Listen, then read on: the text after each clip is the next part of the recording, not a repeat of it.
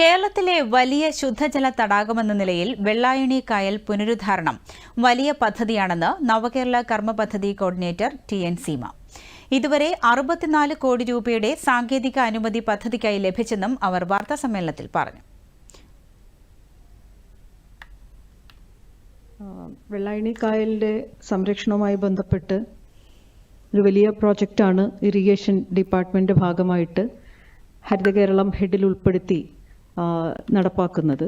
ദീർഘകാലമായിട്ടുള്ള വെള്ളായണി കായൽ സംരക്ഷണവുമായി ബന്ധപ്പെട്ടിട്ടുള്ള ആവശ്യങ്ങളാണ് 2018 നിയമസഭാ സമിതിയുടെ ഒരു റിപ്പോർട്ടുണ്ടായിരുന്നു. അതിനകത്തെ ശുപാർശകൾ പരിഗണിച്ചുകൊണ്ടുള്ള ഒരു പ്രോജക്റ്റാണ് അവിടെ നടപ്പാക്കുന്നത്.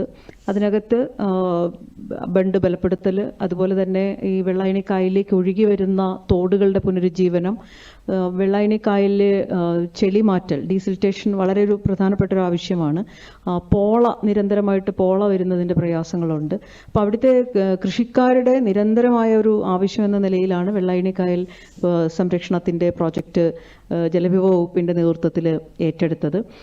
അതിൻ്റെ ഭാഗമായിട്ടുള്ള പ്രവർത്തനങ്ങൾ നേരത്തെ തന്നെ അതിൻ്റെ തയ്യാറെടുപ്പുകൾ ആരംഭിച്ചിട്ടുണ്ട്.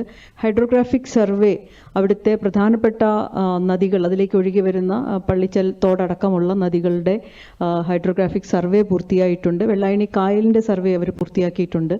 ഇപ്പോൾ കേരളത്തിലെ ഏറ്റവും വലിയൊരു ശുദ്ധജല തടാകം എന്ന നിലയിലേക്ക്, പ്രത്യേകിച്ച് നഗരമേഖലയിൽ വലിയൊരു പ്രദേശത്ത് വെള്ളം കൊടുക്കുന്ന ഒരു സ്രോതസ് എന്ന നിലയിൽ വെള്ളായണി കായലിൻ്റെ പുനരുദ്ധാരണം വളരെ പ്രധാനപ്പെട്ട ഒരു പ്രവർത്തനമാണ്.